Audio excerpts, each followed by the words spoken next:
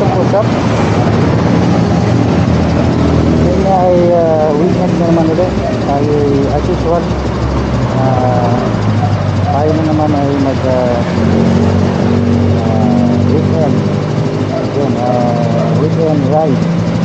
So tayo dun sa mga ginagawa natin mga weekend exercises like walking, running. Siyempre hindi mawawala dyan yung motorcycle ride. Isa talaga to sa hobby natin.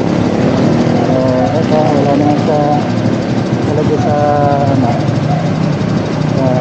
original plan, pero dahil nga tapos na tayo sa ating goal na at least once a week meron tayong mga physical activity. Ito ay consider as physical activity na rin ito. Tayo ay mamamasyal. Nature muna tayo ngayon. So yun, let's go.